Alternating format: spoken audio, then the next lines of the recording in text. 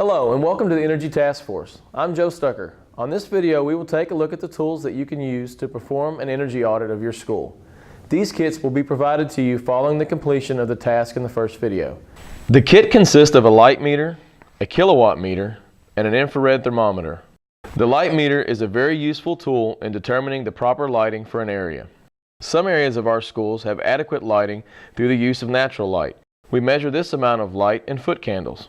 Foot candles are the most common unit of measure used by lighting professionals to calculate light levels in businesses and outdoor spaces.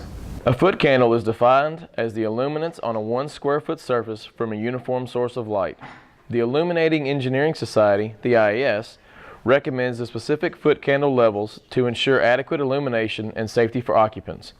To perform these measurements, first start with the cover over the sensor and turn the sensor on. I start with the sensor in the 200 range. Press the button that changes the setting from lux to foot candles, LUX to FC. Check the screen to make sure it has FC on the display. You can calculate the average and also show the range.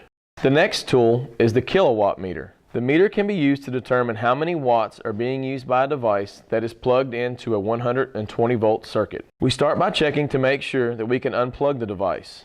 Never unplug something without ensuring it is okay to unplug. Once you unplug the device, plug in the kilowatt meter. When you first plug in the meter, it should show the voltage on the plug.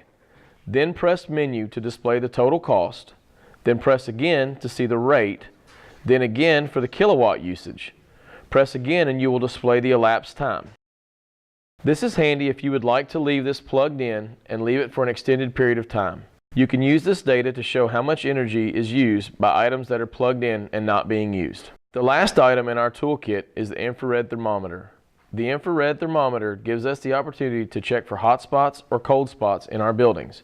We can use the thermometer to check heat transfer and drafts around windows and doors. To use the thermometer, we need to first think about safety. The thermometer has a laser pointer to help you aim at the area being monitored. Never point the laser at anyone's face. The laser can damage your eyes. The infrared thermometer reads temperature in a circle.